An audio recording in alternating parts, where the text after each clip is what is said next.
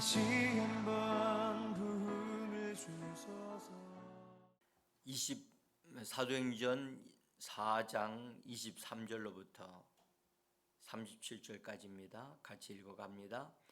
사도들이 노임의 그 동료에게 가서 제사장들과 장로들의 말을 다 알리니 그들이 듣고 한 마음으로 하나님께 소리를 높여 이르되 대주제여 천지와 바다와 그 가운데 만물을 지으신 이시여 또 주의 종 우리 조상 다윗의 입을 통하여 성령으로 말씀하시기를 어찌하여 열방이 분노하며 족속들이 허사를 경영하는가. 세상의 군왕들이 나서며 관리들이 함께 모여 주와 그의 그리스도를 대적하도다 하시니로소이다. 과연 헤롯과 본디오 빌라도는 이방인과 이스라엘 백성과 합세하여 하나님께서 기름 부으신 거룩한 종 예수를 거슬러 하나님의 권능과 뜻대로 이루려고 예정하신 그것을 행하려고 이성에 모였나이다. 주여 이제도 그들의 위협함을 굽어 보시옵고 또 종들로 하여금 담대히 하나님의 말씀을 전하게 하여 주시오며 손을 내밀어 병을 낫게 하시옵고 표적과 기사가 거룩한 종 예수의 이름으로 이루어지게 하옵소서 하더라. 빌기를 다하며 모인 곳이 진동하더니 무리가 다 성령에 충만하여 담대히 하나님의 말씀을 전하니라. 믿는 무리가 한 마음과 한 뜻이 되어 모든 물건을 서로 통용하고 자기 재물을 조금이라도 자기 것이라 하는 이가 하나도 없더라.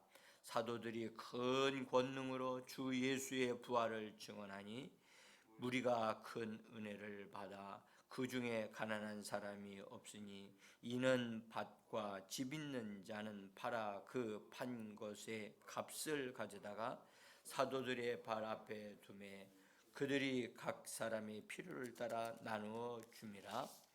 구브로에서 난 레위족 사람이 있으니 이름은 요셉이라. 사도들이 일컬어 바라바라 번역하면 위로의 아들이라 하니 그가 밭이 있음에 팔아 그 값을 가지고 사도들의 발 앞에 두니라. 아멘. 믿음으로 새벽을 깨우고 하나님 앞에 기도하기 위하여 나오신 사랑하는 성도님들, 주님의 이름으로 축복하고 주님의 이름으로 환영합니다. 하나님이 예비하신 신령한 은혜가 성령과 말씀으로 풍성하게 공급되어지는 이 시간 되어지기를 원합니다. 기독교의 역사를 통해서 알 수 있는 검증된 진리가 하나 있습니다. 그것은 핍박을 받는 그리스도인들, 핍박을 받고 있는 그리스도인들은 점점 더 강해진다고 하는 것입니다.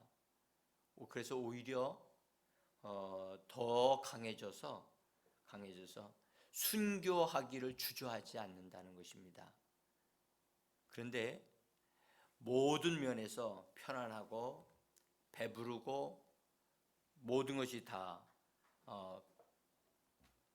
잘 되어 갈 때 그리스도인들은 기도하지 않고 자기가 죽어가는 줄도 모르고 살아간다는 것입니다. 이것이 교회사적으로 보면 검증된 진리입니다. 핍박을 받을 때는 신앙이 살아 움직입니다.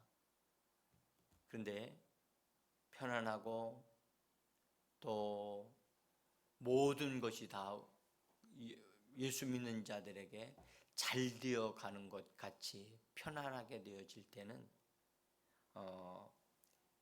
모든 것이 특별히 신앙생활이 게을러지고 나태하게 되어져서 병들어 가게 되어진다는 거죠. 그래서 마귀는 초창기 때는 예수 믿는 사람들을 핍박을 했어요. 핍박을 하니까 다 흩어져서 힘을 잃어버릴 줄 알았는데 오히려 흩어져 가지고 더 이곳저곳에서 더 뜨겁게 불타는 자들이 되어졌고, 다른 사람까지 다 불을 질러 가지고 뜨거운 사람들이 되어지게 만들었어요.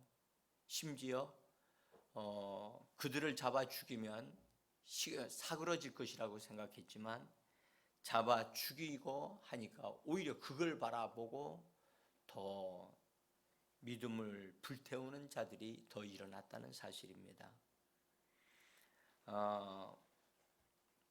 그런데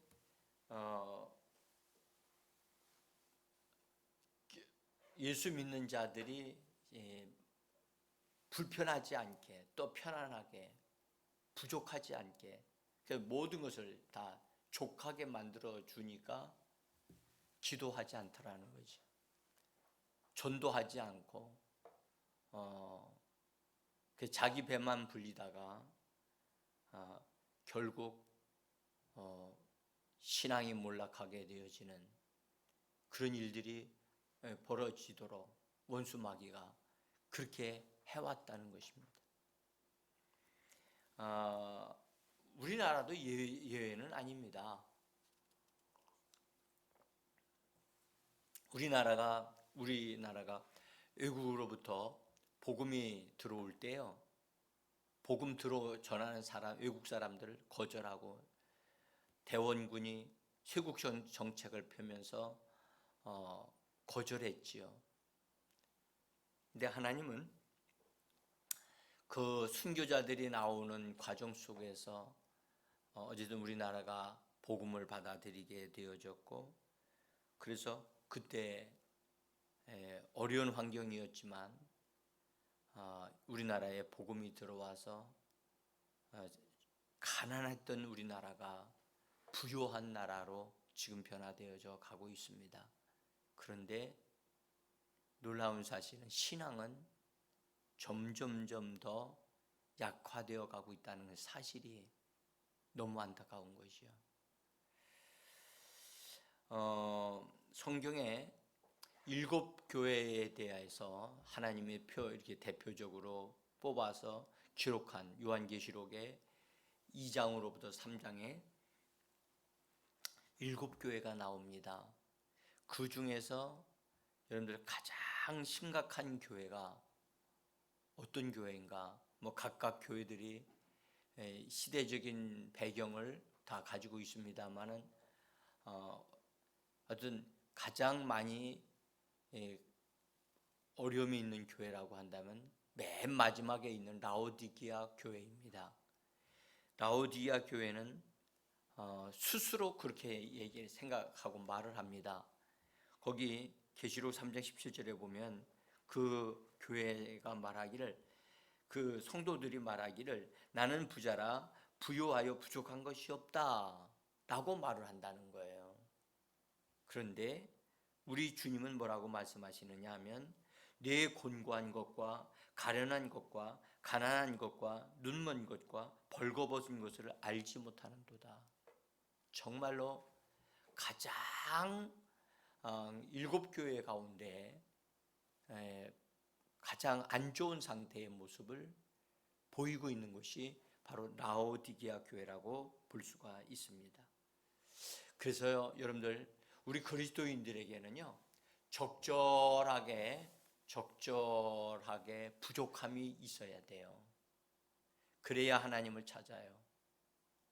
너무나 풍족하게 되어져도 하나님 찾지 않습니다. 기도하지 않습니다. 참 이것이 인간의 타락한 어떤 모습이 아닌가 생각을 합니다. 오히려 부요하게 되어지면 하나님을 붙잡고 하나님을 의지해야 될 텐데, 더 의지할 것이라고 생각하는데 그렇지 않다는 사실이, 우리나라가 가난할 때는요, 가난할 때 엄청나게 진짜 찢어지게 가난했는데, 그때는 새벽 기도에 그렇게 가난한 가운데도 열심히 기도, 믿음의 선진들의, 믿음의 선배들이 하는 말들을 들어볼 때 정말로 부지런히 그렇게 하나님을 찾았는데 지금 이제 살만하고 하니까 하나님을 안 찾는 거죠. 이것이 여러분들 우리가 죄성이 아닌가 그런 생각을 해봅니다. 이런 모습을, 이런 기질을 이걸 뽑아버려야 되는데, 그래서 주께서 이 부분이 우리의 환경이 어찌 되어졌든 정말로 날마다 주님을 사모하고 주님에게로 달려 들어가는 정말 변함이 없는, 오히려 점점 더 예수를 사랑하는 그런 성도들이 되어지기를 저는 소원합니다.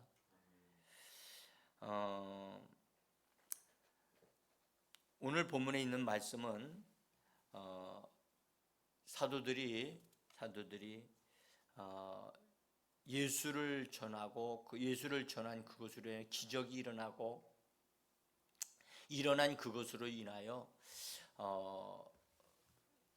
오히려 종교 지도자들, 종교학자들, 그 당시에 권력을 가진 자들이 합세하여서 이 사도들을 붙잡고 결박을 시키고 이틀간이나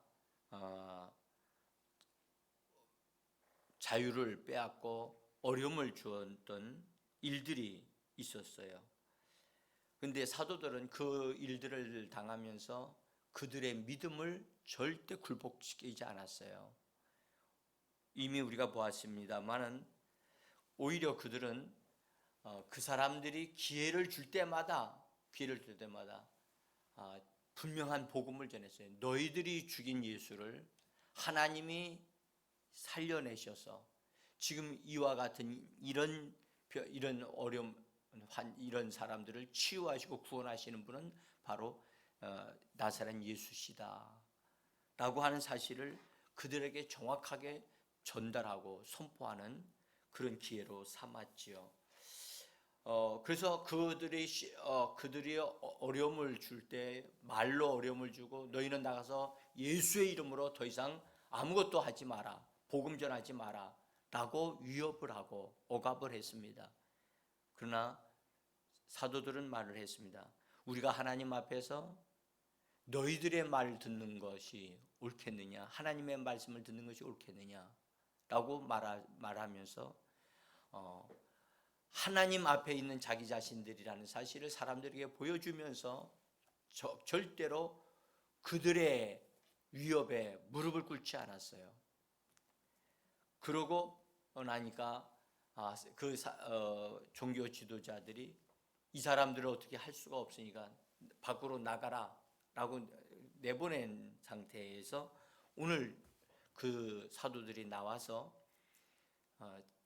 자기들과 함께하는 믿음의 동료들과 함께하면서 있었던 일들, 핍박을 받으며 있었던 일들에 대한 것을 서로 이야기를 하고 나눕니다. 나눌 때 어떤 일이 벌어졌는가, 그것을 우리에게 오늘 말씀합니다. 그들이 우리가 예수를 전하고 복음을 전하고 이런 역사가 있을 때 이런 핍박과 억압이 있었다. 그러면 웬만하면 더 이상 우리 이거 하지 말고 우리 가서 딴 데로 갑시다, 또는 숨읍시다 등 이런 식으로 반응할 수도 있는데, 그렇게 반응하지 않고 오히려 그들은 그런 이야기를 듣자 그들은 같은 마음을 가지고 하나님을 향하여 하나님께 기도하는, 그리고 기도해도 그냥 기도하는 게 아니라 불타는 열정을 가지고 오히려 더 큰 소리를 내고 더 믿음을 사용해서 뜨겁게 기도하는 그런 것이 되어졌다는 것입니다. 여러분, 지금 우리나라가 이 코로나로 인해서 우리나라만이 아니라 전 세계적으로 그렇습니다. 많은 어려움이 있죠. 그러나 어떤 이들은 이럴 때에 믿음을 사용해서 더 기도하고 하나님을 더 찾는 사람이 있는가 하면 어떤 이는 미끄러져 내려가는 사람이 있어요. 여러분들, 우리는 같은 어떤 상황에 있어도 믿음을 사용하는 사람과 믿음을 사용하지 않는 사람은 현저하게 다르다는 사실을, 그리고 주님이 그것을 보고 계시고 주님이 우리를 어떻게 평가하실까, 우리 이거 생각하셔야만 합니다. 어떤 이는 정말로 핍박이 막 오고 막 그렇게 할 때 그때 믿음을 보이겠다고요? 여러분, 지금 우리에게 주어진 환경 속에서 믿음을 보이지 못한다면, 이것보다 더 심한 어려움이 오게 되어지면 여러분 아무것도 못하게 되어질 거예요, 그런 사람들은요. 그러나 이런 환경에 놓여 있을 때 굴하지 아니하고 굴복하지 아니하고 믿음을 보이고 믿음을 사용해서 더 기도하고 더 찾는 사람, 그런 사람이 되어져야 할 줄 믿습니다.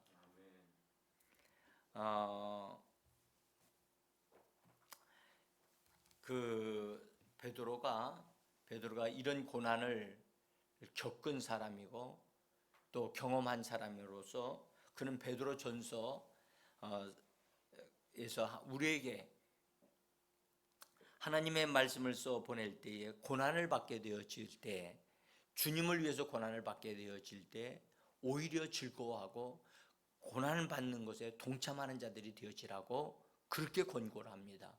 고난이 오거들랑 너희는 도망가라, 고난이 오거들랑 피해가라, 그렇게 말씀하지 않고 오히려 고난이 오거들랑 즐거워하라고 그렇게 말씀을 합니다. 여러분들 이게 얼마나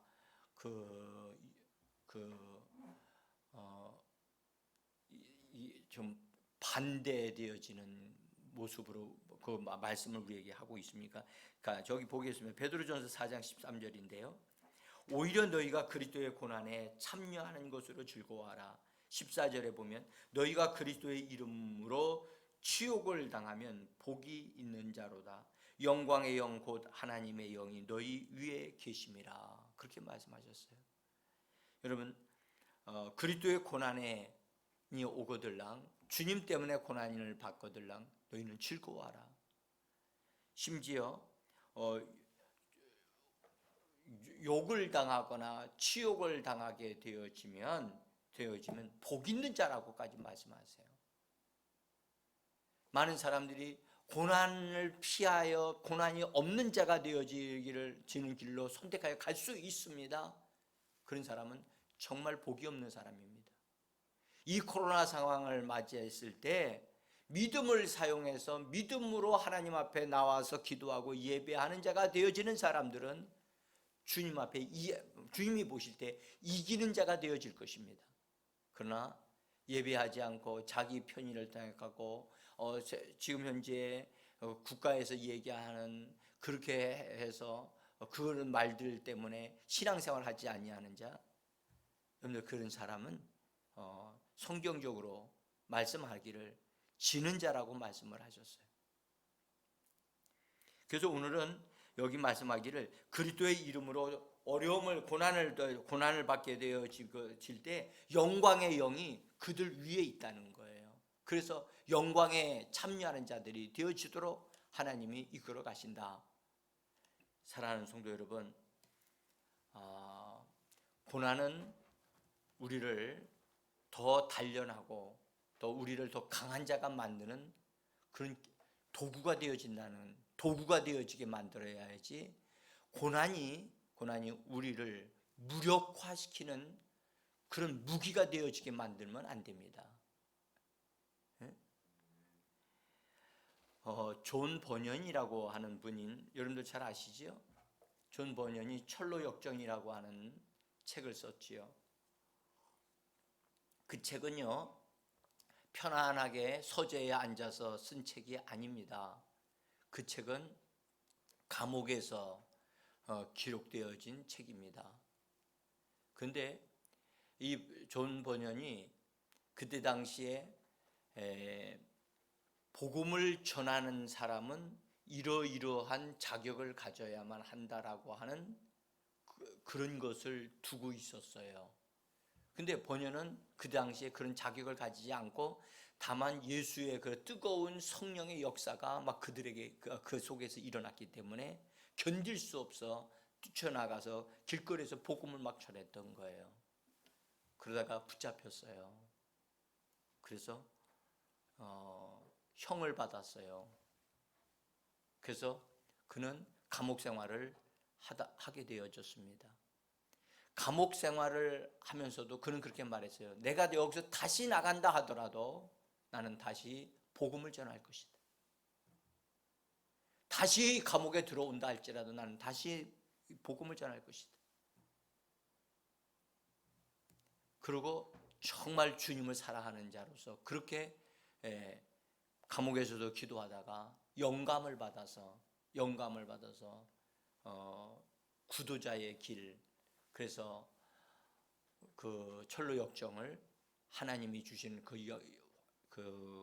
영적인 감각을 통해서 정말로 위대한 책을 쓴 것입니다.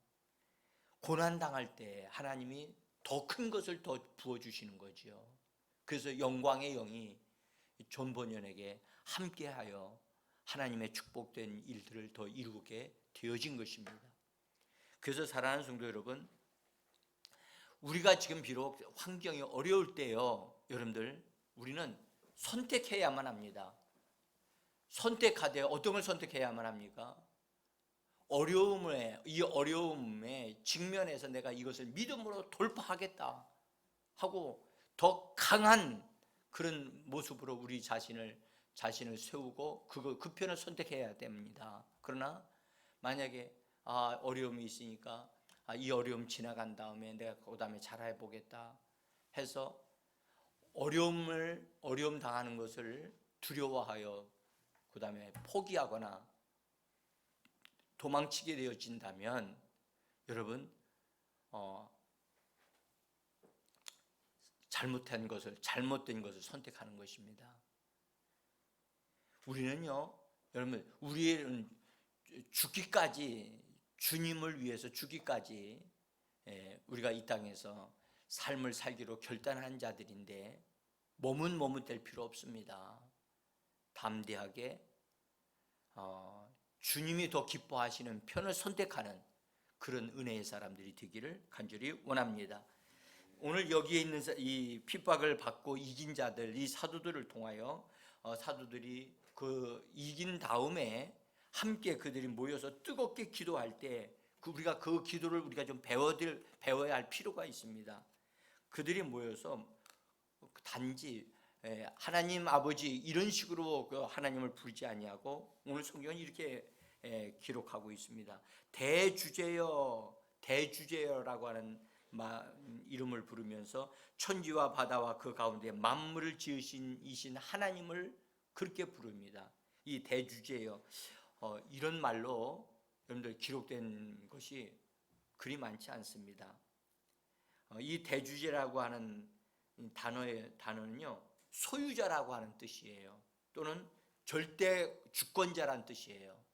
그러니까 하나님이 모든 것의 소유자이시고 모든 것을 절대적으로 말씀하신 대로 이루어 가시는 하나님이시다라고 하는 의미로 절대 주권자이신 하나님입니다. 여러분, 이것은요, 이런 고백은 그것을 경험한 사람들만이 알 수 있는 그런 고백입니다. 그런데 이들의 고백 속에 이렇게 말을 합니다. 지금 핍박하는 자들이 일어났는데 그들은 하나님의 말씀을 이루기 위하여 부정적인 방향에서 이루어지는 말씀을 이루기 위하여 그들이 핍박자들이 쓰임을 받기 위하여 여기 모였나이다. 이 사도들이 그렇게 말을 합니다. 헤롯과 본디오 빌라도는 이방인과 이스라엘 백성과 합세하여 하나님께서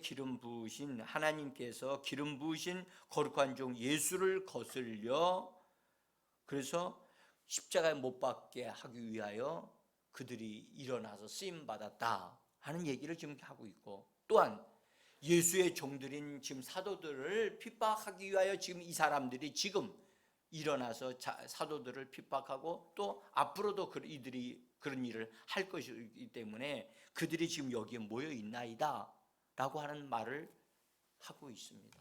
그래서 하나님은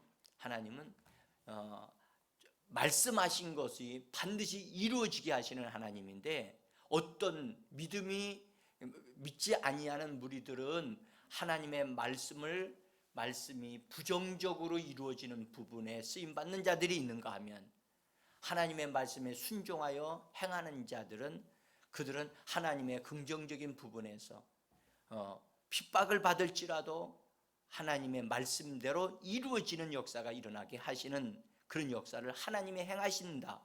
그래서 하나님은 절대 말씀하신 대로 이루어지는 하나님이다, 하나님의 절대 주권자이시다 라고 하는 것을 고백하고 있는 것입니다. 여러분들, 우리 그리스도인들은요, 그래서 매일마다 선택해야 돼요. 매 순간마다 선택해야 돼요. 하나님 편을 선택하셔야 됩니다. 하나님의 말씀이, 여러분들 보세요, 예수님이 팔리울이라고 하셨거든요. 그 팔리울이라고 하신 말씀이 어떤 가룟 유다에게는, 유다가 그 편으로 서서 부정적인 부분으로 서게 되니까 예수님을 파는 자가 되어지잖아요. 다른 제자들은 예수님을 팔지 않았어요. 가룟 유다는 예수님을 파는 자가 되어졌어요. 그러니까 그런 말씀이 이루어지게 하는 그런 사람이 되어지게 된다는 거예요. 그래서 우리는요, 우리에게 하나님의 말씀이 부정적으로 이루어지게 하시는 말씀이 우리에게 이루어지게 하면 안 돼요. 하나님의 말씀이 창조적으로 우리에게 주시는, 긍정적으로 주시는 말씀이 우리에게 이루어지도록 우리가 그 편을 선택해야만 하는 것입니다. 그래서 여기 핍박자들은 핍박한다고 하는 그 말씀이 이루어지기 위해서 그들이 여기에 모였지만, 지금 사도들은 지금 뭐라고 기도하느냐, 이렇게 기도합니다. 이렇게 그들을 기도한 것을 보면 29절서부터요. 주여 이제도 그들의 위협함을 굽어 보시옵고 종들로 하여금 담대히 하나님의 말씀을 전하게 하여 주옵소서. 지금 사도들이 저들은 핍박하는 자들로 쓰임을 받기 위해서 저들이 여기 모였지만, 우리들은 하나님, 이 핍박을 피해가지 않겠습니다. 하나님이 이 핍박하는 자들을 살펴주시고 하나님이 이 사람들이 어떤가를 살펴보시고 아시기를 원합니다 라고 하나님께 맡겨버리면서 그 핍박을 피해가게 해달라고 기도하지 않고 뭐라고 그러냐, 그 핍박 가운데서도 하나님의 말씀을 담대히 전하는 자가 되게 해달라고, 그렇게 강하게 또 긍정적인 부분으로 말씀을 전하는 자가 되어지게 해달라고, 핍박 가운데도 전할 수 있는 자가 되게 해달라고 그렇게 기도하고 있습니다. 자, 그 다음에 그들은 또 뭐라고 기도합니까? 30절에서 이렇게 기도합니다. 주의 손을 내밀어 병든 자 병을 낫게 하여 주시고 예수의 이름으로 표적과 기사가 일어나게 해 주옵소서. 여러분들, 이거 굉장한 말씀입니다. 이 말씀은요, 사도들이 고난을 받고 핍박을 받는 가운데에도 그들은 말씀을 전하게 해달라고 기도하면서, 두 번째는 주님의 손이 함께해서 병든 자들이 낫게 해달라. 여러분들, 고난이 오고 있는 중에도 병든 자들이 낫는 기적의 역사가 있기를 기도하는 것을 우리에게 지금 가르쳐주고 있는 거예요.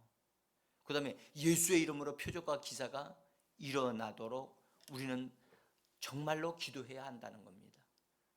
저는 이 말씀을 가지고 어제 저녁에 묵상하면서 내가 이런 기도를 정말 매일마다 이런 기도를 하기를 주님이 원하시는구나.